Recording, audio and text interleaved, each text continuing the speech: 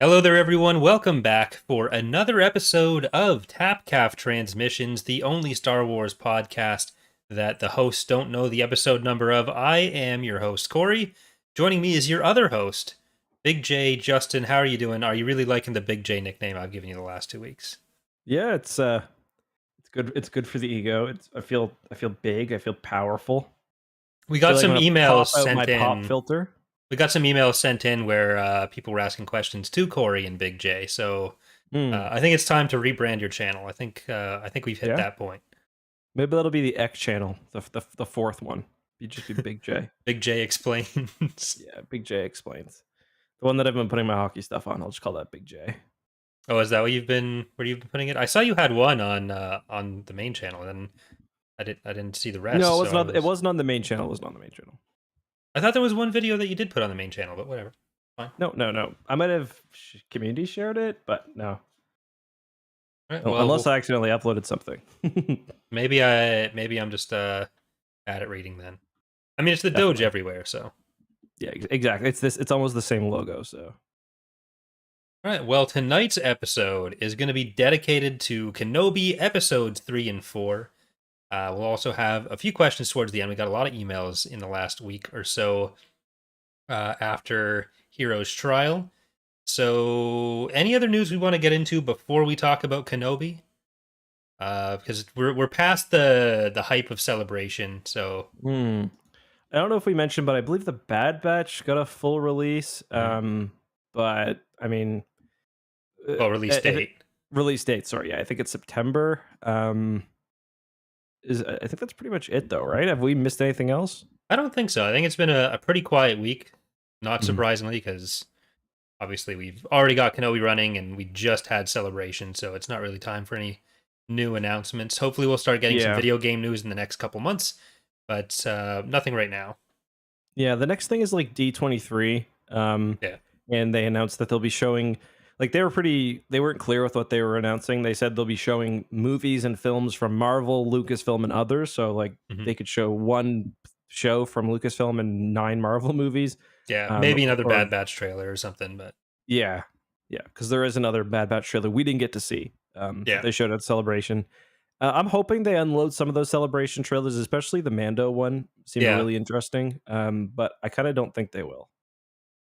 Yeah, I'd be surprised if the exact versions of the Celebration stuff is put out anywhere. Because they've done that before where it was never seen again until the actual show came out. Yeah, exactly. That I'd expect that more, but Mhm. but yeah. So before we continue on into the show itself, though, next week we should still be able to do the show as normal.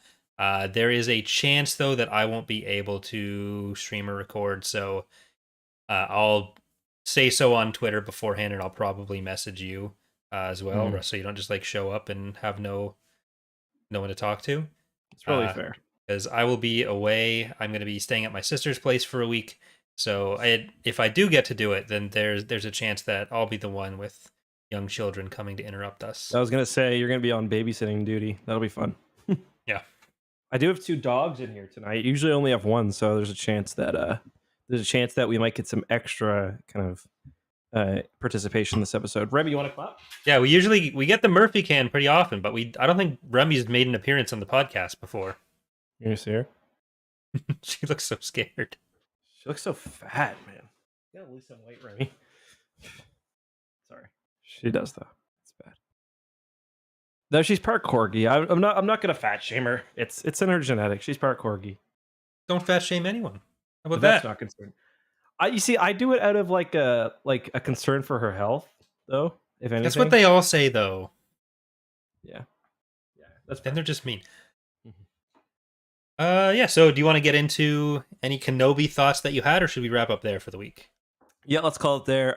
So yeah, back next week. Did we actually say what we're doing next week? Did you So- mention it or just? Next week, we are going to be talking about Agents of Chaos Book 2, the second of the 2-book duology, which has not just one, but 2 books by James Luceno in it. So we'll be wrapping up both of those books of the 2-book series, Agents of Chaos. And I think after that, it'll be the Kenobi finale, so episodes 5 and 6 of Kenobi, And from there, we should be moving into Shadow of the Sith by Adam Christopher. Finally, the Lando and Luke adventure we've all been waiting for. Yeah, I saw the embargo on that was moved up. Yeah, the embargo I'm for not sure if reviews got changed to 16th, but the release date is still the 28th. Okay, so yeah, I think it's 28th or 26th. Can't really have a book club until everyone's read it. So Yeah. So that works out pretty well on timing because we'd be doing the podcast on that on the 30th. yeah. So There's also a chance I might be away at the end of the month, so we'll play it by ear. We'll figure it out. Well, yeah. All right. So let's get into Kenobi then. Cancel. Yeah, that one. Let's get into Kenobi. I feel like people have been really dramatic about this show, just to start off with, where like there's, first of all, of course, Kenobi got the Star Wars treatment where it's had its own little kind of 1-star review brigade on Rotten Tomatoes. What exactly was the cause of this one? Do you know? Yeah. So the score of the show was like fine for a while, not super high, not super low. Then there was the Moses Ingram, the actress for Reva, posted an Instagram story of like a bunch of really hateful, racist messages that she got. So the Star Wars account on Twitter, instead of saying nothing like they did for all the prior times this has happened, said, "Hey, don't be racist." And so this turned into the usual thing where a bunch of YouTube channels took that and said, Disney is calling Star Wars fans racist again, and took the statement, which was a response to her showing these messages, as an attack on them, which turned into the Rotten Tomatoes score dropping by like 20% in the space of a day. I didn't see this score beforehand, but I saw like there was someone who was like documenting the change as it happened. Yeah. So Rotten Tomatoes, like, they've got to do something about this. I think they don't, because really they've got no reason to. No one cares about it's just a shitload of traffic for their site. But yeah, I do think it matters, because I think people who might kind of be not know what's going on might see that the show is getting kind of reviews like that. All online ratings are typically just complete shit, depending on like who. Like I went to buy an ebook from the Google Play Store, and it was nice because it was just like 10 ratings on the thing I was buying, because nobody brigades the Google Play Store positively or negatively. So just 10 people saying, yeah, this was kind of fine, 3 stars. Yeah. Great. Love it. Yeah, Amazon's really bad for that too, like where the reviews mean nothing. Like my wife is very thrifty, so like anything she wants for free that's like under $40, or anything she wants that's under $40, she'll usually get it for free, because she knows all these websites where you sign up to get the item and leave a review. And then you don't actually have to leave a review, or you do, whatever. But like all the reviews are bought and paid for. You're supposed to leave a disclaimer. No one does. It doesn't show up anyway. But yeah, and this is, I find this a bit frustrating too, because you're right. The narrative was like Disney's trying to shield bad reaction to the show. Disney's calling all negative reaction to the show racist, which is like very clearly not what happened. There was a like well documented by Moses herself bunch of messages she got. So the Star Wars Twitter just put out a pretty innocuous message of like, hey, don't do this shit. And that turned into a being presented as this huge attempt by Disney to shut down any criticism of the show. It's like, no, that isn't what that was. Yeah, and I got, that's a great point. I got 2 things to say about this. For one, anyone who's seriously doubting that this woman is getting death threats, I get death threats. Yeah.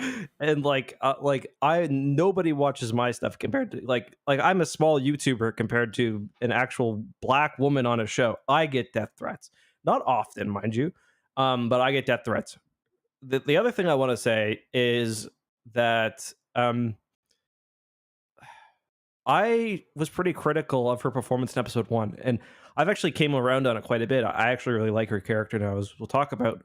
But I just find it really strange that never once did I feel like I was being called racist because of my criticism. Like people are like, oh, Disney's calling people who hate the show racist. I was critical about episode 1. I was critical about Reva in episode 1. I never felt like I was being called racist. I was critical of Kelly Marie Tran's character in episode 8. I didn't like that. I never felt like Disney was calling me racist. And I think if you're going down that route, like, I don't know, it's obfuscation, and Yeah. it's just, yeah. This was something that, like, even before anything came out from Moses about the messages she was receiving, like there's been a lot of stuff that in the lead up to Kenobi was kind of talking about reception of the prequels and how nice it was to see like Hayden's interviews where he'd talk about how cool it was to be finally accepted by Star Wars fans, and how a lot of the prequel actors now are getting a lot of love that they didn't get a long time ago. And like, And others like Jake Lloyd have suffered psychosis, yeah, partially because of, it's like, yeah, and like Ahmed Best yeah. received a lot of the same treatment that Moses is getting now, but like less access to people without social media. And like I think one of the things that bothered me in seeing even the defense of Moses was that a lot of people were trying to peg it to whether or not they liked the character. And you shouldn't have to put in a disclaimer about like, oh, well, actually, I really liked Riva, or oh, I didn't like it. You're the fact that this is unacceptable and shitty behavior should not, how much you like or dislike the performance should not factor into that at all. It shouldn't, like, anyone who likes or dislikes Kenobi should be able to see that and say, no, this is bullshit. Don't do that. None of that should be allowed here. Chronically Online.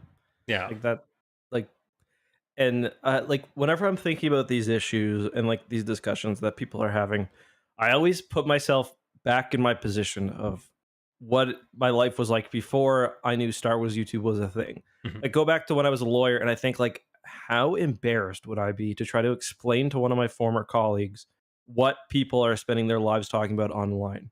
Yeah. You know what I mean? Like, people are being harassed over a Star Wars show, not even a movie, a show.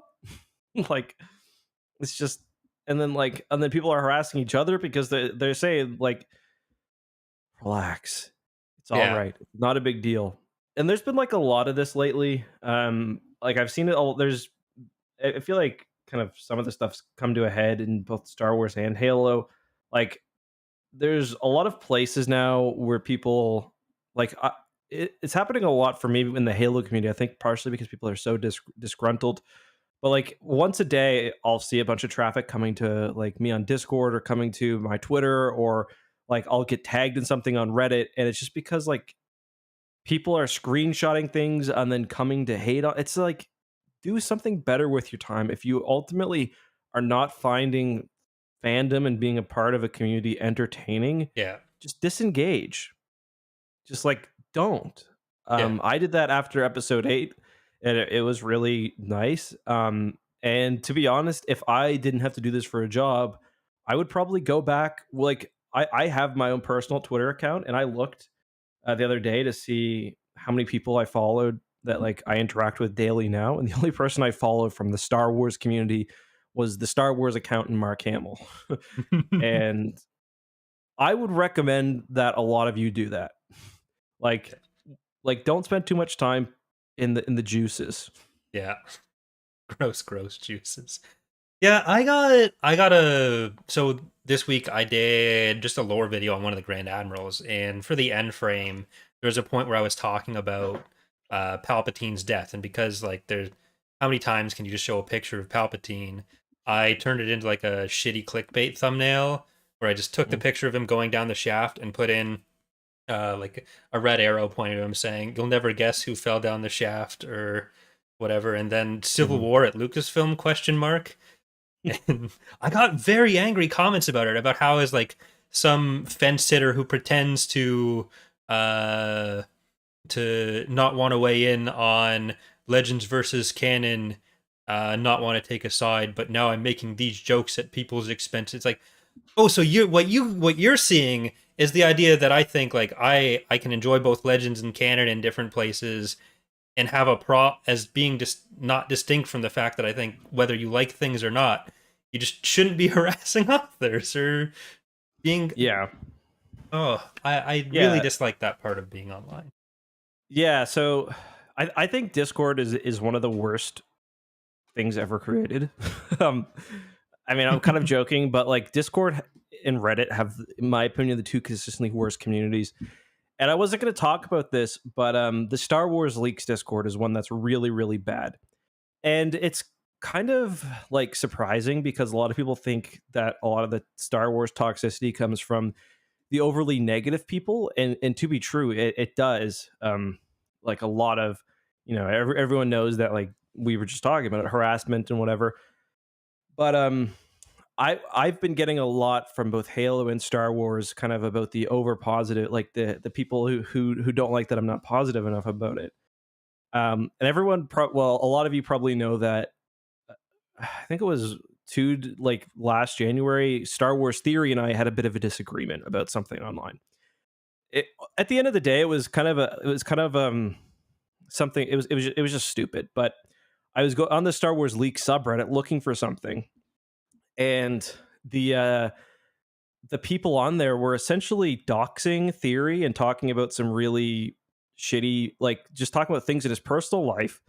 And was like, I basically just told them like how pathetic it was to, like, and their rationale for doing it was that, he's a negative force in the community or whatever. And I was like, you guys need to take a break, and like you guys need to relax, and like to get this obsessed over fandom, whether you like the things or don't, is just not healthy. I probably called them like rats or something as well. Um, and I come back today because I was just curious after you sent me something. I was wondering whether it was from there.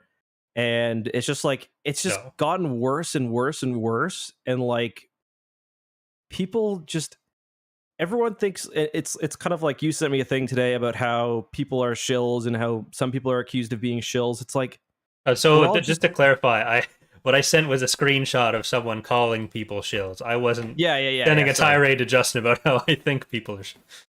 Yeah. Sorry. Should have clarified with that.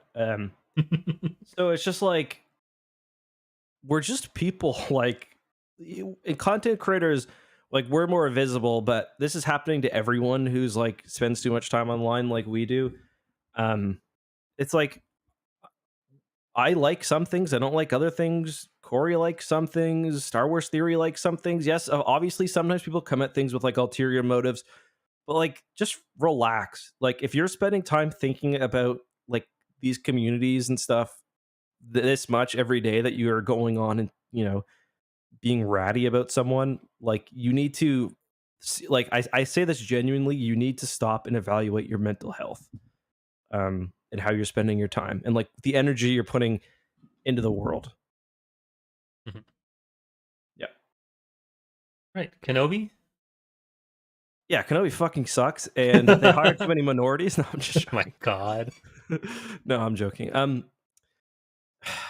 I, And we were I, talking about both episodes 3 and 4 here for anyone who, because we talked a little bit about episode 3 last week, like 2 sentences, Mhm, but we are gonna mhm. kind of go through both, focusing more on episode 4 probably. Yeah, why don't you start? I just talked a lot.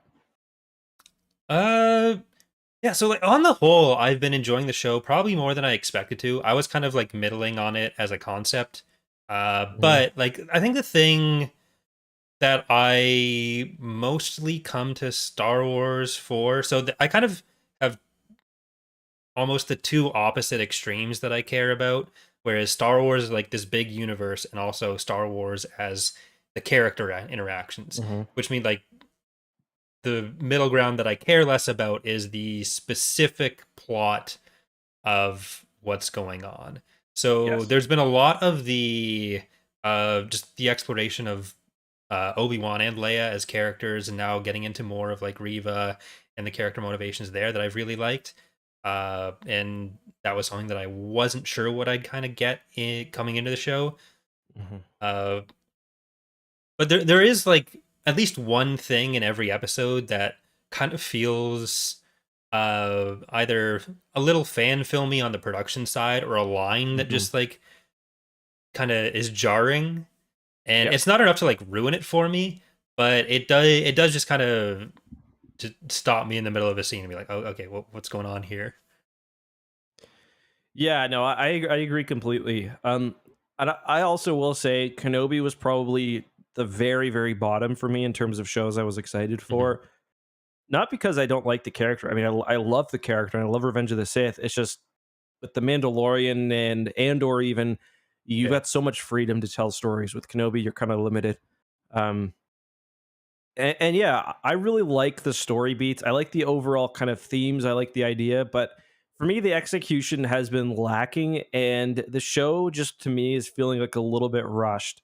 Even compared to the Book of Boba Fett, which I think had some directional issues and maybe kind of some structural issues. Like that show had some really incredible special effects, and aside from like there was the chase scene that a lot of people didn't like, I never felt like the show was less like a lesser visual quality compared to the movies. Really, there were some scenes in fact that were, I think, really pushing the envelope. The Luke scene, the scene of the ring, kind of the establishing shots Mhm.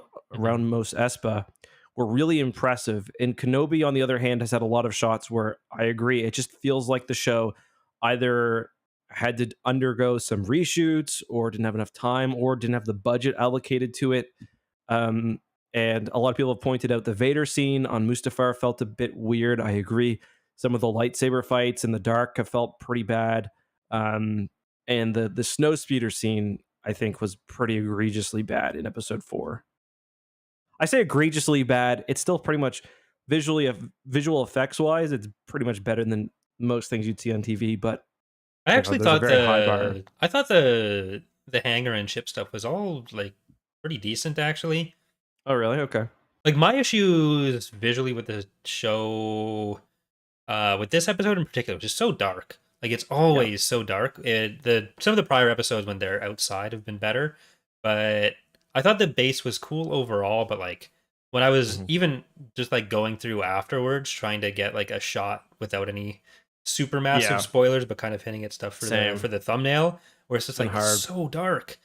Uh, and It's been, episode 3 was pretty good for it, but episode yeah. 4 was Except for Vader stuff, there was like, because I was the same way. I wanted like a nondescript Vader shot for a thumbnail that like that Mhm. wouldn't be a spoiler, and there's like nothing because it's so dark always.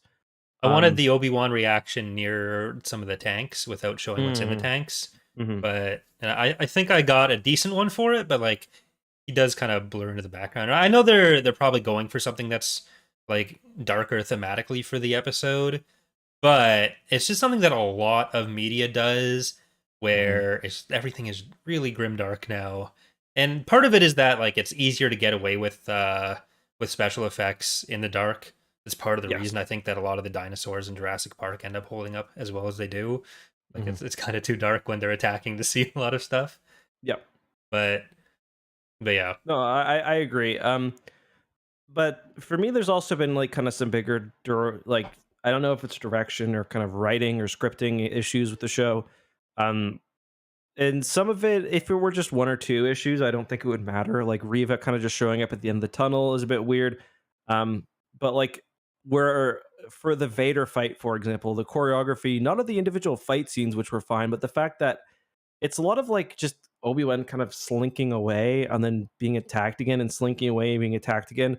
And then at the end of this episode 4 rather, it's, Obi-Wan and has got like basically a cloak around him and Leia. There's all the troopers around him. And That then part was like, okay, if someone's gonna notice that, that's just being you yeah. can put her in something to make it look like she belongs if they're not going to question the legs or something. But like, it Yeah, exactly. dude And then hiding it's a just child like under a cloak is. and then it ends with one of those scenes where the good guys are running around a million stormtroopers, they don't get shot, and just like the ship comes in, there's no enemies. It's just like the scene is not very tight in Yeah, in a lot of ways. And that's disappointing to me because I was hoping the like with a 6 episode series and one that is so highly kind of sought after and so well loved, that it would be kind of the opposite, like maybe even the next level yeah, of closer to movie quality, and it's kind of a shame that it slipped the other way. yeah. Like, a lot of the specific action in this episode was kind of getting into a lot of the cliches, the standard cliches, and then Yeah, like I like the end of the hangar scene when they're sneaking in. That's definitely not not the best. Hmm. It's also a bit weird that like this is the exact same time as Fallen Order, so it's like they've had two motherfuckers swim into their base like in like 2 months. No, this is years after Fallen Order. It's like Is it? 5 years Oh later. yeah, you're right. It's closer to Fallen Order 2. My bad. Yeah. Yeah, my bad. So Still. they've downgraded their water security after a few years with no Jedi incursions. Hmm. Can you imagine if, like, in one of the one of the tubes, if there'd been no Jedi Survivor announced, and one of the tubes just Cal Kestis, that's his live action debut. Just like what's her name? The other sister or the other what's her name from Fallen Order? Trilla or Yeah, was it Trilla? yeah, Yeah, Trilla just dead there somewhere. Um, yeah, it, it's it's unfortunate, but like the base itself looked cool. It's yeah, just like I don't know. I think they're trying to do too much in 6 episodes, maybe. yeah, Um, there are some positives though. I really love the Leia character is so great. yeah. Or the actress rather. I think the fourth episode was even her strongest, where it's just like those scenes where she's being interrogated are really great. Yeah. I think Riva is bringing a lot to it, and people are like, "Oh, she's like bombastic and she's like so overblown." Like that's the point. Yeah. Like, and I like there's she's actually got a lot of subtlety to the character too. Like, but you got to be paying attention. Like when Vader kills that kid in episode 3, like she looks disgusted. Yeah. Um, and the other Inquisitor is looking at her like the fuck's wrong with you? And in this episode, like you can see that she doesn't want to torture Leia. Like she's like that's not super cash money to her. Yeah. Um, and she's probably making up for the fact that she feels this way by being so hyper aggressive, so like Yeah. shouty, so dark side. And I don't know, I think that's really good. But Yeah, she's got like some definite anger towards Obi-Wan in particular, mhm. but like she's in a lot of other ways overcompensating for not being quite as into it as the other Inquisitors, Yeah, and obviously having a lot to prove compared to the other Inquisitors because of uh, whatever negative origin story she has compared to the rest of them. I'm right. not sure what exactly the is that the fifth brother? I think that's the I think fifth so. brother. Yeah, Whatever he yeah. was referring to, like it can't just be that she was a Jedi youngling because like the Grand A lot of them Inquisitor was were a Temple Guard. Temple Guard. Yeah, So I uh, think it. I'm kind of thinking her thing might be that she was literally like in the sewers, yeah, like she didn't willingly turn. I can't remember really the Grand Inquisitor's story. I mean, I remember from Rebels, like when he is the Temple Guard, but like maybe she was literally like just completely down. Like she didn't willingly join the dark side. She just yeah, you know, was forced into it. yeah. So like I'd be surprised if the series ends and she's still like a Oh aligned with yeah. the Inquisitors. Like whatever. Obviously, there's got to be some confrontation between her and Obi-Wan, some sort Hmm. of resolution to whatever her issues with him are in particular. Because Hmm. like she seems to care much less about finding the other Jedi than just like they can bring us to Obi-Wan, which Vader's kind of fine with because obviously Obi-Wan would be one of the main ones to get now that they've caught Jedi Master at large Coleman Kaj. But Yeah, yeah. So should we talk about that scene? yeah, yeah, Kind of interesting. For those who haven't seen episode 4 but are still watching this for whatever reason, Obi-Wan obviously stumbles across the pickling jars of Jedi, and I didn't realize this, but if you watch the scene back, there are probably like 30 Jedi in there because there's yeah. a second level with more. Um, so my kind of theory, and I think this is one that a lot of people kind of have, is that it's very similar to what we saw in Star Wars Rebels with Luminar and Dooley, where the Inquisitors will basically cart out the dead Jedi to try to get other Jedi out of hiding. Hmm. I think it's probably a combination of that and also just a trophy room. Like, So it's kind of similar to that, and but Luminara was in just like almost like a casket with a face mhm. hole in it Yeah, where she like decrepified because like that was yeah, actually pretty grouty for yeah. like That she was was she was like rotted, yeah. but these are all suspended in some kind of liquid and posed. Yeah, Like the that's kid true. was posed. So I think they are dead, but they could also be in some kind of stasis for, I Yeah, don't know, if they want to interrogate them later. yeah, But that's true. so one of them was another of the Jedi Council members, Coleman There's Kaj. Coleman Kaj, yeah. Then there was the Jedi that was like super slow at everything that Ahsoka followed around. I forget his Yeah, name. Terrace Anube. Yeah, Yeah. the tall dog slash rat looking master. Did you recognize any of the other ones? No, I'm gonna guess that one of them may have been the wife of the guy that was running the Underground Railroad. Mm-hmm. Um, because there was a lady who looked about his age. Yeah, So yeah, I'm guessing that's possible. But yeah, I didn't really. There was a guy who looked like he kind of had like almost kind of like dreadlocks, but I'm guessing it wasn't meant to be. What's his name? Because Obi-Wan would have mentioned him in yeah. particular. Why am I forgetting his name? Mentioned in the last episode. Quinlan Voss. Quinlan Voss. Yeah, there was a guy that kind of looked like Quinlan Voss, quite a bit like him actually, but I don't think it was intended to be him.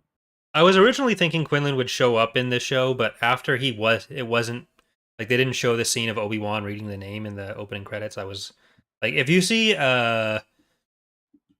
if they do a recap, like the first minute recap, and they show him reading the name, that Yeah. means he's going to show up. If they just show him looking at the wall, that he's not. That's your rule of thumb for supernatural uh, recapifying. Speaking of, I will say our cornhorn theory did take a bit of a hit with episode 4 Yeah. because the IMDb page had it saying that Niche would appear in the episode or did appear. And I don't think she even appeared in the opening kind of flashback. No. So that I being think that's just said, IMDb weirdness. It could have been like a cut thing and have things move between episodes. yeah, that being said, Making Star Wars did say that that was her name on the call sheet as well. Yeah. So I believe it. Did we talk too about kind of the leaks last time, saying that the story may have been changed slightly for a season 2? Obviously, I won't say explicitly what the We leaks didn't are. know. Okay, so again, Making Star Wars, they've been Jason has been really kind of he's had the leaks for this story for a very long time. I've read some of them. I didn't go all the way through, but basically, he stated that the show's been doing so well that they've kind of altered plans and are going for a second season. Now, that does sound like crazy Mike Zero level conspiracy theory, but Yeah. he is pretty reliable when it comes to stuff like this. And he said exactly what would happen. So it's not like, he's not he didn't say it was 100% going to happen, but it's something that we'll know kind of at the end of this season based on whether it goes plot A or plot B. So I'm kind of curious. I mean, just practically it doesn't seem realistic that you could switch something like that. But I mean, I also felt like aspects of this episode were changed as well. For one, it was really short. And I don't know, it felt to me like there was definitely something missing from the pre kind of Fortress Inquisitorius section. Yeah. Where it felt like there may have been cutscenes. So I don't know. Yeah, they get in pretty easily, but I was kind of expecting more stuff around the kind of the camp they were at too. yeah. But yeah. I really like the I like the new rebel agent. I forget her name, but she's fun. The one who flew the snowspeeder or Tala? No, Tala, sorry. Did you get kind of a thing between her and Obi-Wan? Like a little bit? Maybe on her end. I don't think it'd be Yeah. on Obi-Wan's end. Like I think if they do explore any kind of Obi-Wan romantic thing, it'd be because he sees he like opens up a little Mandalore book in his pocket and goes from there. Yeah, fair enough. Yeah, it yeah, I think that's accurate. She was in Game of Thrones, I think, but I can't remember Yeah, who she was one of the played. Sand Snakes. Oh, yeah, okay. I She was was like I know her from somewhere. Yeah, And I'm like, I was thinking of Oprah and Martell. I was like, is that his wife or? yeah, it's one of the sisters. I think the oldest Okay. sister. I think she was, I wasn't but sure that if was you also like watched that 10 years show. ago. Yeah. Okay. It's Have you ever seen something with that pop culture significance so quickly fall out of like the no, public that was consciousness? crazy. It was like Mhm. people just somehow forgot about the Game of Thrones fleet. Game of Thrones fleet. Yeah, so the with everyone hating the ending as much as they did, there was the Iron Fleet, I think it was, from the Iron Islands, Mhm. and then Daenerys, like nothing really happens with them until they almost fuck up Daenerys, Mhm. and the directors did like a an interview thing like, oh yeah, Daenerys just kind of forgot about the Iron Fleet. Not us, Daenerys. I got like how many seasons were there? 7? 7 I or think 8? No, 7. I got to 4, I think. Or I did the first 2 and I really liked it, so I read through all the books. And I was like, okay, I'm sure the 6th book will be coming soon. Yeah. So I stopped watching the show, and I'm of course still waiting. You're good where you are probably. Yeah, yeah, I'm probably gonna stop. Um, the books are really good, but they're weird. But Yeah. have you ever played the Game of Thrones board game? You'd probably really like it. I haven't. It's kind of like a combination of risk and like it's hard to explain, but that's fun. If anyone in the chat or anyone who is listening has played the Game of Thrones board game, let me know. I'm kind of curious. I read the books. I can't remember if I read them before the show came out or just after because it was around that time. Mm-hmm. And I remember in university, I there was a friend that I'd known from like grade 6 to grade 12, and then I hadn't seen him for a while. He was coming up to Ottawa for Canada Day, and this was like Mm-hmm. I think third year of university. So him and his friend stayed at my apartment, and he was talking about how he'd gotten really into Game of Thrones and was like trying to figure out like uh all these theories about it and everything. And that was years after, I think, like, no, probably just 1 or 2 years after the last book had come out. And now I haven't seen that friend in like 10 years now, and there's Still no other book. still not another book. Still don't know what's up with Lady It's not Stoneheart. happening. Yeah. I don't think it's going to happen either. George R. R. Martin, He's ain't too happening. busy writing Elden Ring. So I thought you were gonna say he's too big. Like he's old and he's. God. You see Yeah, a lot of.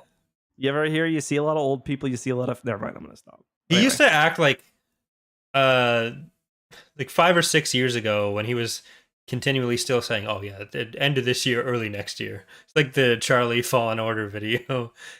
I was gonna say it's like me and the Imperium of Man versus Forerunner video. It's coming, I swear. But he was like getting really angry about like all these people saying that I'm gonna die before I write the next book. Very offensive. It's like come on, it's not. Come on, Come on. Is it that unrealistic? You had a mayo sandwich for lunch. Come on. But anyways, how are you feeling about not the Obi-Wan character development here? Because I know a lot of people are, oh, why didn't he fight Vader some more? Why didn't he put up a better fight then? But what are your thoughts on? I really like it. It's like people are continually having the idea that like not everyone is like Obi-Wan is scared, you know what I mean? Like people are expecting like Ubermensch 24/7. It's like Obi-Wan is scared. Obi-Wan's suffering PTSD. Obi-Wan saw someone who he considered a loved one murder children, and it's low-key kind of his fault. Like And then left them burning in a lava pit. yeah, he's fucked up. Like he's not himself. And obviously by the time of A New Hope, he's much more himself. So this is kind of the story of him, moving from being broken to being back again. And like that's how he was at the end of episode 3. Like you can tell the man's he's not in good shape. Same with Yoda. Even Yoda has his spirit broken as well. So I'm totally cool with that. I really love his relationship with Leia.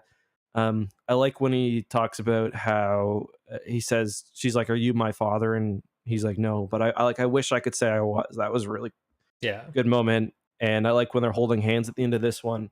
Um, yeah, Yeah, like in episode 3 when he's confronting Vader, he's kind of like pushed into action because Vader is trying to lure him out by just murdering people. yep, And it kind of works. But like Obi-Wan isn't in a space where he's like Vader's still been active for the last 10 years. yeah. Obi-Wan hasn't. He hasn't touched his lightsaber since then, figuratively or literally. And so in that fight, like he's mostly trying to run away and he's only like turning on his lightsaber Yeah. for light in certain situations, but also just to like because he has to or he will immediately die. And this is the first time in episode 4 where we see him like he's still using his lightsaber defensively, like he's still a defensive Mhm. Jedi, but Yeah. he's like starting to get some confidence back. He's starting to use the Force more, and It's like also like, yeah, I think he's come to terms in episode 4 with the fact that like Luke can make things right. You know what I mean? mhm. Sorry to cut you off. So episode 4, I meant like this episode of Kenobi, not A Oh, New oh, Hope. yeah. You're right. Like we start seeing him fight the stormtroopers, and like he's still really good at stuff once he's kind of back into things, but it will take some time for him to get there. Like we're definitely going to see a lightsaber duel at some point with either Riva, maybe Vader. Hmm. I'm less convinced on the Vader rematch. I think I think they got one more coming. yeah, Personally, episode 6 there will probably be something, but yeah. uh, Um, yeah, yeah. The fight with Vader reminded me a lot of episode 5. There's that one scene where they're like in the tunnel on the way to the big chamber, and like Luke's got his lightsaber out in front of him, and his hand is shaking. yeah, Like Vader's like coming to the darkness, and Luke is like shitting his pants. yeah, Like that's kind of like what Obi-Wan felt like through a lot of that fight. Like he's kind of doing the bare minimum, and he gets savaged by Vader, and then he's in the back to tank. I really like all of that. Again, my problem is some of the execution was a bit lacking. I would prefer for the show to kind of nail the themes and the story for what it's worth yeah. and fuck up on the execution. I mean, ideally neither, but yeah. Yeah, like it's not just that he's out of practice, it's that like it's not like he just took 10 years off. He took 10 years off because he's like mentally and emotionally destroyed after everything he went through and had to do. And I think Yeah. you kind of have to do that because if Obi-Wan's in like peak form, Vader's in a machine body, and like Palpatine even acknowledges at the end of episode 3 that Vader as he is probably nowhere near like Anakin Skywalker's maximum potential. He's still really Mhm. good. Like he could still wipe the floor with most people. But if he had a straight fight with Obi-Wan or Yoda at their best, Yeah. then Vader probably loses. Yeah, I agree. That's one thing that like Legends was really good about in like the Dark Lord. That Vader is all about how, you know, like he talks about how he's like you said, a fraction of his potential. And there's been like certain canon sources that have kind of contradicted it, and like to me that's completely missing the point. And like I totally agree. Like he's in this suit, he's angry, he's powerful, but he's like a brute. He's not the Yeah. warrior he once was. That And still makes him much obviously. better than most Jedi, but Yeah. it's good enough to handle his Inquisitors, good enough to handle most of the Order 66 survivors, but not like the top tier of the surviving Jedi probably. Yeah, because he was. Yeah, exactly. No Sword of the Jedi, Jaina Solo. Yeah. Yeah, I'd love to see that duel.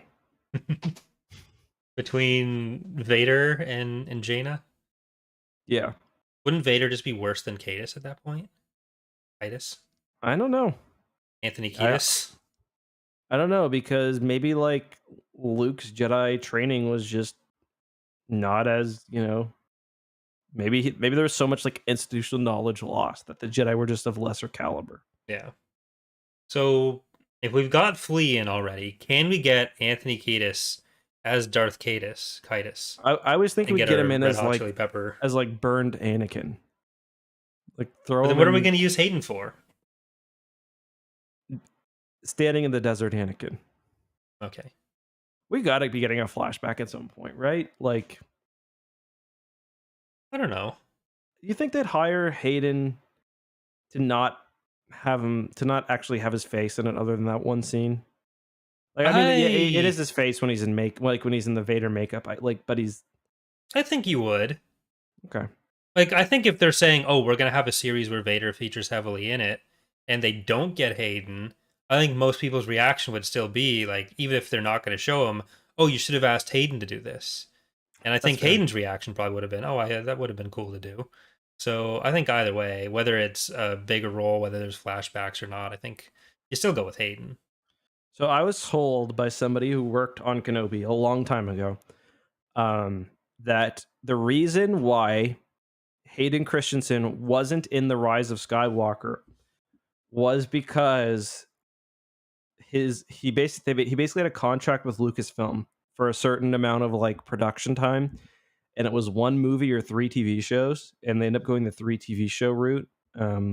Now, whether that guy's got wrong information or not, like he 100% worked for the show, but I think that's kind of interesting. Like, I kind of wonder what else they could use him in. I think he Yeah. could appear in Ahsoka, maybe. I think you probably make that contract not necessarily knowing what you're going to use him for. Yeah, exactly. But it does sound like he's in Ahsoka. Yeah, Like, that seems to be... yeah, and you could put him in. You could definitely put him in Andor too if you wanted. Yeah. And I do kind of wonder if after Kenobi, which it seems like they did enjoy a lot more than having to deal with the reaction to the prequels, like whether Yeah. they'd be more up for potentially doing more. Because it seems like that if there is a Kenobi season 2, it's partially because Ewan seems to have a lot of fun He seems to be totally into it, and yeah. he is somebody who at times has not seemed totally into it. Yeah. Like he's not just a Star Wars actor. Like he's a well-respected actor who's been in lots of big things. Like I think if he wanted to say Star Wars sucks, or if he wanted to, not give it up for the fan, or not like fake it up for the fans, I think he would. Like he would just Yeah. But he's said very much before, like to him, he doesn't really think about Star Wars, or even doing interviews for Kenobi. He was saying like, I after the prequels, I didn't really think about the character. Like I didn't really stick with me. Yeah. Yeah. I I thought he's been really good though. He's been nailing it. I definitely like how he's he's a good. I mean, the casting has been perfect. We talked about this, but the kind of the transition between the two Kenobis has been great. The last thing that I want to mention is that perhaps the worst Lego set of all time has been unveiled for that's fucking terrible. 3. I don't want to get into like too much bombastic hating on stuff, but like that Lego set is just a slab. It's a slab with 5 really minifigs. It's the minifigs, and they're probably going to price it at like $40. I think it's 50 US. Oh my god! I'll see if I can pull it up. But yeah, it's not good. I mean, to be fair, they didn't have much to work with, but no, but you don't turn that into a set. You make fucking Vader's fortress hangar and wait 2 more episodes. Yeah, it's bad. Yeah, you could have had showdown at Fortress Inquisitorius even, and like they don't technically fight, but he was there. So I'll see if I can pull this up. I've still got the squib. You know what? Will I switch the source? I'm going to turn that back on so you can see the squibs again from the last club shit out. Oh, while you're doing that, I was kind of wondering, what were your thoughts on what were your thoughts on Vader's voice? I never thought that they got James Earl Jones to come and record stuff. So I always assumed it was like a modifier on Hayden saying the lines, but yeah, I'm still not really sure of what's going on, because it sounds to me like Hayden Christensen's kind of like cadence in the way he's speaking. Yeah. And we know they're using some sort of software, but it apparently the same one they used for Luke. So it could be like that. I think they kind of basically synthesized James Earl Jones's voice like 20 years ago. I always just assumed that would be what it was. But like, yeah, this is the Lego set. It's a gray slab. It's supposed to be of the like scene in episode 3 where Obi-Wan's about to be lit on fire. But it's just it's not like it's a slab. Why? I just don't understand why you make this a Lego set. And it's going to be really annoying because it's like a multi-tiered slab. So it's going to be like steps 1 through 30. You're going to be making the platform. It looks like Final Destination of fucking Super Smash Bros. Look, I'm a person who has spent a lot of their time recently making a giant Lego slab with deck plates. So Yeah. I can appreciate me some slab, but this doesn't look like anything at the end of it. It's the floor with the slant. Andrew says you're supposed to set it on fire to get the full effect. Well, that's what you get the back. There's like a canister. There's just like a crate of fire at the back. Oh, those crystals! I forget what they're called, but I was listening to it with the scribed audio on, and it said the name of them, and they only appeared in Legends so far. So I gotta get on the Wook and add that at some point. Nice. Um, Speaking of, are we gonna have time for my? I do have a kind of shorter version of the Glup Shido Appreciation Award. I don't know. You want to do that this week? Save it. It's pretty short. I can probably. I can do it now, or well, we did tell Charlie 8. Did I say no? I think I said 8:45 for the. yeah. What did I tell him? What did he schedule it for? Is the bigger question. That's the bigger question. Because we can do a couple emails and Glupshido, hopefully. But Okay, I'll just start. I'll keep it okay, very short. Okay, I was originally going to do the Tonic Sisters, but I decided I would save them for another book where we have Shada Dukal. And I think she's got to appear at some point in the New Jedi Order. She does. She does. She does. Okay. Instead, I thought I would kind of take a different approach and answer the question: who is the lone Y-wing seen leaving the Battle of Yavin? Because if you go back and watch the scene, there are 4 ships. There's the Millennium Falcon, there are the 2 X-wings, Wedge and Luke, and then there's a Y-wing, presumably one of the surviving Y-wings from Gold Squadron. Do you know who that other Y-wing is, Corey? Jackson.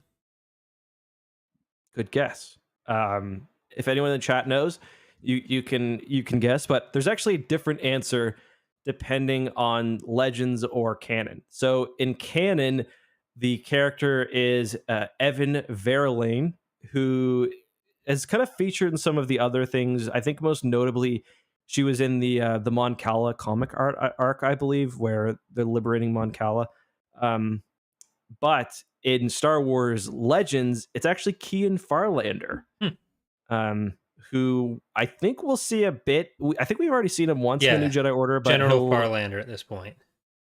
Yeah, but obviously he's most well known from he's kind of the main character from Star Wars X-Wing. So yeah, I thought that was interesting, and both canon and Legends actually have other characters, or at least Legends does. There are other characters who were in the battle outside of Red and Gold Squadron, because we do know that Red Squadron is almost completely wiped out. Gold Squadron is completely wiped out except for Kian, which is why he's given the nickname Lucky, at least I assume. But there have been kind of other squadrons mentioned. I think it's the audio drama actually mentions a blue squadron, which was doing like a diversionary attack. So that's my little miniature glup shido for today to save time. But very nice. Yep. Blue Squadron off strafing Karita to draw attention away from Yavin. Yeah. Right, that is one thing I want number 3.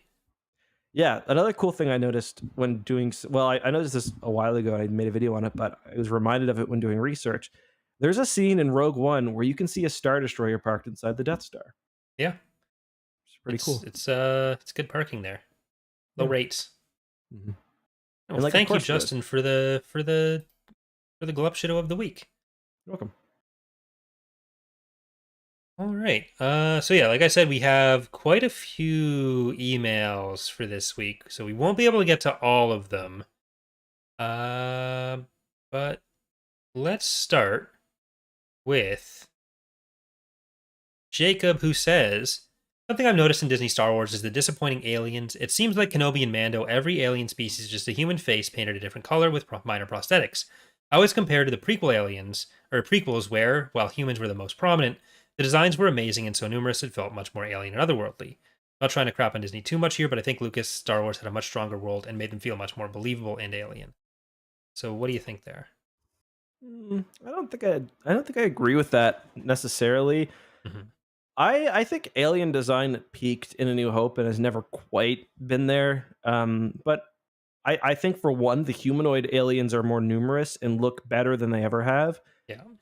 But I also think that they have done some big weird aliens. Like there was that weird one in Kenobi 2. I forget the name of it. The one that Leia runs under the legs of. Um, There's the and yeah, Polines. I mean, but Feline is like the most Star Yeah. Trek of Star Wars aliens Yeah. ever. But I think this is something we actually talked about a lot with Book of Boba Fett, where I, in particular, was like really enjoying how many aliens we did get as characters. Yeah. Yeah. And like, I think the big difference is uh, there's fewer people just walking around in the shows, fewer extras. So there's less opportunity for background aliens, which can be just, they're much easier to make. Because a lot of the aliens that we've had have ended up having some kind of speaking role, and that alone changes the uh like, it makes it so much more difficult to do the prosthetics and to do the special effects, because it can't just be like the Duros head Yeah. in the cantina where it just has to Where they sit don't still. really hold up and they can't move. Yeah, I agree. I think that The Force Awakens was actually somewhat of a high point for aliens. I think the big issue in that movie is that they maybe went a little too alien.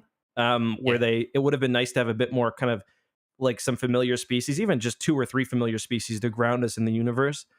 But like The Force Awakens has lots of weird creatures and aliens. I remember one of the first things they showed of that movie was the weird. I think this might have been the very first thing we saw of The Force Awakens. There was like the merchant on Jeddah on what's it called, Jakku, with the thing on her back, and it was completely uh, real model and stuff. So Mhm. yeah, I wouldn't say I disagree. I wouldn't say I agree, but that's just my personal opinion. Yeah, so thank you for the question, Jacob. The next question comes from I'm gonna have to skip over some of them, so I'm gonna star a few to come back to later in future stuff, because otherwise we'll run over into Parkitect time. Oh yeah, the mole was good as well. Yeah, Zach Braff's mega truck driver. The yeah, the don't tread on me mole. Joking. Don't get uh mad at me. Please don't get mad at me. Seamus says, today I have a Kenobi related question. While I've been enjoying the show so far with some reservations, it has created a difficult question. It's always been somewhat questionable that Bail Organa was not murdered by Palpatine until A New Hope. The show's has made this question far more difficult, in my opinion. Multiple people in the Empire know that Bail has collaborated with Obi-Wan, so either this information does not reach Vader and Palpatine's ears, which seems suspect, or Palpatine decides to not purge him. Both options seem highly unlikely to me, and I can't see a justifiable reason for Palpatine to not go after Bail. So what are your thoughts? Yeah, this is a bit of an issue. Um, I don't think it was as much of an issue as he's suggesting before this show. The Revenge of the Sith novel, I believe, actually kind of handles this nicely, where Bale's like, I'm gonna seem kind of like a dick for the next couple decades. Like I have to. Or maybe that was Dark Lord. I can't remember. But kind of what they say in the show is Kenobi worked closely with Bale, so he'll come out of hiding to help Leia. I don't know. I don't know if So, that implies that Bale had a means to contact Kenobi at the whole point, in which case, you know, he's probably running afoul of the Inquisitors in some respect. What do you think? I don't think it's quite so big of a problem, because most of what's going on with respect to like the Leia kidnapping and that'll draw out Obi-Wan was mostly on the Inquisitor side, as kind of like the secret Force police who care Yeah. much more about the drawing out Obi-Wan than drawing out Bail. So how much the ISB actually knows about what Bail may or may not be able to do with Jedi, or what his connection to Jedi may be, is kind of I also want irrelevant to to, that. yeah, I want to point out something important as well. Bale is killed. Yes, Like he is he is eventually killed in A New Hope, like. and I'm sure that Tarkin was aware that Bale was on planet. So the key thing is that they don't know that Bail can tell them where Obi-Wan is. They think they can use Bail's daughter to lure Obi-Wan out. So, like, if Mhm. Bail has a way to contact Obi-Wan, they don't necessarily know that he can bring them to Obi-Wan. At most, they suspect that he has a way to talk to Obi-Wan. And they probably know you're not going to be able to torture Bail to give over information. It's not going to work for him. There's also the fact that Bail is a senator, and the Senate is still important. He's a very influential senator. Him and Mon Mothma have been critical of Palpatine, and they're still not dead because it's not until episode 4 that the Senate stops mattering. Because like there's dialogue in the movie about how the Senate will no longer be a concern, and Leia thinks that her being a senator is going to cover up whatever she's doing, Mhm. and that only stops mattering once the Death Star is done. Basically, then Palpatine dissolves the Senate like around the same Mhm. time. But before then, like there's a reason that Mon Mothma hasn't been arrested, Bail hasn't been arrested, because they're not like uncritical of Palpatine. They are still out and doing these things. Then Mon Mothma goes into hiding earlier because she's being a lot Mhm. more outspoken. Yeah, But she's being a bit it's much. yeah, She's being a bit much. Let's be honest. Yeah, it's funny how all that's essentially established by like one kind of throwaway line that George Lucas probably didn't give a shit about in A New Hope. yeah. About like the Senate being dissolved. But anyway, let's get on to the next one. See if we can answer one or two more before we got to go. For the next question, we'll go with Joel's here asking, "Do you think we'll get any more of the Path in Jedi Survivor? It's an interesting concept. Also, is there a Legends equivalent to the Path?" I don't know about the second one, but I kind of hope so. It is an interesting idea. Yeah, I don't know, but I hope so. I think we'll definitely get it mentioned in other works, maybe not in Jedi Yeah, Survivor in particular. Although, like you mentioned, and I was wrong about this, this is kind of rubbing up against Jedi Survivor in the timeline, so it's definitely possible. yeah. Like it doesn't seem like the path is like super solidified yet either. So it is possible we get more Cal in the path, but Okay, so was Corin being moved? No, never mind. No, he wasn't he because he wasn't on went the to path. Corellia. Yeah, Yeah. he went to Corellia.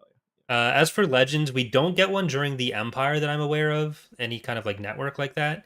Uh, but there is a sort of equivalent thing during the Yuzon Vong War called the River, Mm, yeah. uh, when a lot of the galaxy is looking to hand over the Jedi to the Yuzon Vong, who claim that they'll stop invading if they just hand over the Jedi, which people fall for some reason.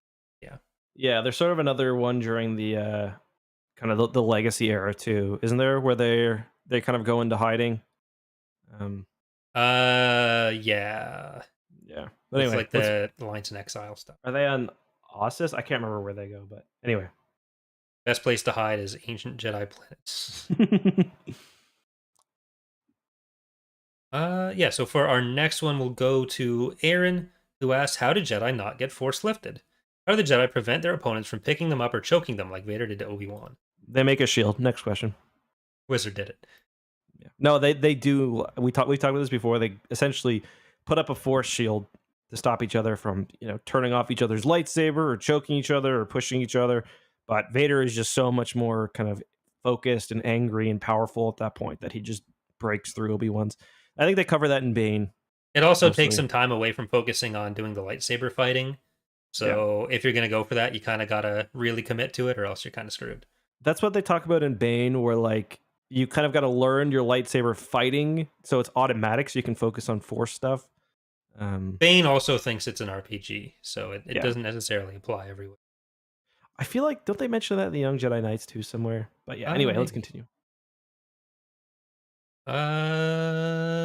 Lord Hosk asks, when Kenobi was Hmm. running down the hall of the Jedi, do you think Mace or Kelleran Beck, Ahmed Best Jedi Master at 20? Do you think this is Mace or Kelleran Beck at 2017 in the episode after he calls for distraction? So there's a picture that he sent Let me look. in the email. I don't think that's Who is that one from? that is from Lord Hosk. It's the latest one. Okay, let me just take a look. I don't think that'd be Mace at Isn't least. Maybe it's Kelleran, but isn't the Ahmed best character from the High Republic era? Jedi, is that Jedi Temple Run? Yeah, That isn't he it's from? That's probably true. I don't think that's any It's particular named one. probably one of the other Black Jedi. I don't even know if he yeah, I don't think so. Well, you could tell if it's Mace. Does he have both hands? Yeah, so not Mace. We can only see one. Doesn't Mace lose both? Does he lose both? I feel like he does because Anakin chop like he's holding his lightsaber in two hands, and Anakin. Maybe not though. I forget. Because I've never seen Revenge of the Sith. Yeah, me neither. Let's go with Calix, who asks, "What's the Star Wars equivalent of G's?" Huh? What's the Oh, like it's on like it's G's. They have G's. G's? Yeah, they've got compensators that help. No, not G's. Sorry, I said it weirdly. Cheese, Oh, like the cheese. I solidified thought you milk. meant like No, gravity. not Okay. Yeah. Yeah. It's just cheese. They have milk as well. Just a Yeah, lot so they have of like bantha cheese, a for lot of stuff example. can lactate, and that's how they get their cheese or they Yeah. get their milk. Humans can lactate, so you can make human cheese if you want it. Yeah, don't. I'm sure they've definitely had bantha cheese before mentioned. Yeah. Bantha cheese. While you look at that, our next question is from Jack, who says, "Longtime listener, I saw you guys had started playing Galaxy of Heroes and was wondering if you were going to start a guild for Tapcaf transmissions and maybe also provide lore for some of the characters. There's a few that have been added that I don't really know the story of, and you guys always provide great content. Also, is Commander Cody a Glup Shido?" That's a good question, too. That is a good question. There's blue milk cheese as well. I think being named is nearly enough to take you at a glup shido, but I think Yeah. Okay, it's hard because like I think Max Rebo is the best example of a glup shido. Yeah. Something I think Commander Cody is a good example too, but for the fact that the Clone Wars exist, like the TV show. Like a glup shido is not like an EU character or a Clone Wars character who's really well loved.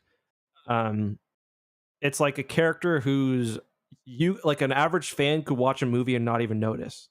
Yeah. Or not know the name of, like Max Rebo. Yeah. So Cody, sorry, go ahead. Yeah, Cody's like one step above of a Glup Shido. Yeah. And also, one thing I want to mention too, the fact that Star Wars fans, that Glup Shido is a thing, is not inherently bad. Like, I think it's, if anything, like a compliment to how much Star Wars fans love their things and we get excited about stuff like that. I don't think it's an inherently negative thing. No.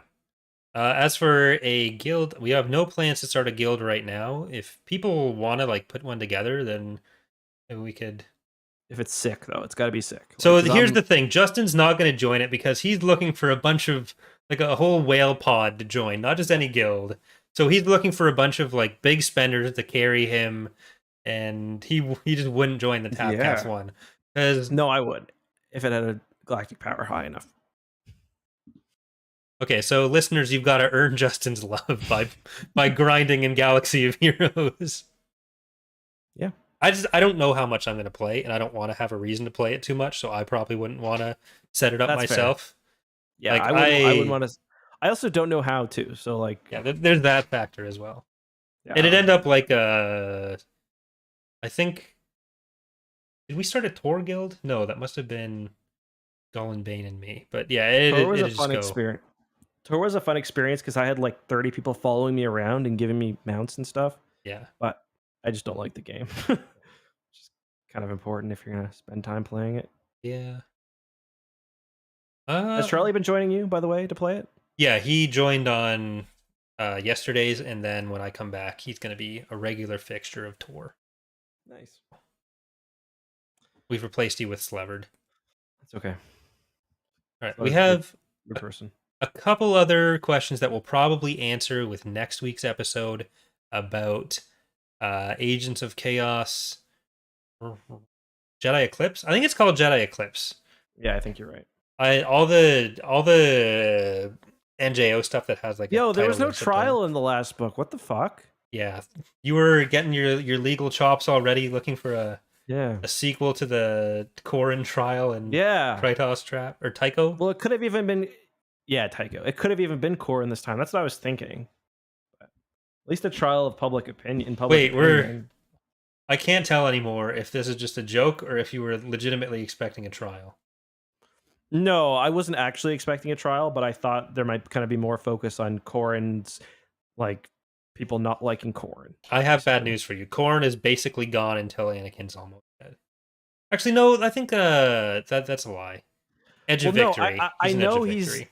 but I just remember at some point they like Corrin is kind of a. I thought there was a point in the series where Corrin's actions were really contentious and that got a lot of discussion, but he's like gone, and the Jedi are starting to get a lot of negative press, and I thought Yeah. that was this most recent book. But, That is coming, but Corrin's Okay. not there to discuss it when it does. yeah, I figured he'd kind of because he just kind of fucks off. Yeah. Michael Stackpole's like, you're not writing him. You're not. No. No one's touching my character. This is my OC. Michael Stackpole's been really excited on Twitter. It's been kind of cute to see about the Corrin stuff. Yeah, we should get him on for Kenobi episode 6, the Corrin reveal party. Yep, we should. All right, you heard it here first, folks. Michael Stackpole, guaranteed guest on Tapcaf Transmissions in 2 weeks. He's gonna be ranking how hot he imagined the aliens while writing them. We will make him do that. No one would ever want to talk to us if they listen to this podcast. I'm pretty sure not only would no one want to talk to us, Lucasfilm would prohibit other authors from coming on the podcast. There's so many podcasts that they go on. So why was it again? I don't know if it was Michael Stackpole. Why was it again you made Tahiri try to give Ben Skywalker a hand job? If Troy Denning's on the podcast, we got a lot of questions to ask him because there's some suspect stuff from 40 AB. Oh, 15. Okay, and Tahiri was okay. 25. Gotcha. If you had to give a ballpark figure, how many times did Jaina have sex with a bug? It wasn't really times. It was kind of one long thing. One continuous bug fucking. All right. Anyways, with that out of the way, that is going to do it for tonight's episode of Tapcaf Transmissions. In 15 minutes, we will be playing some Parkitect, which is a multiplayer roller coaster tycoon type game. So that'll be me, Eck, and Charlie over on youtube.com/x2, as well as twitch.tv/CoreyLoses. So enjoy that. Until next week, again, I will let you know on either Twitter or if you don't see the podcast scheduled, if we have to skip it, because I will be away technically, but I'll still try. I'll do my best for all of you to show up and talk some Agents of Chaos heroes.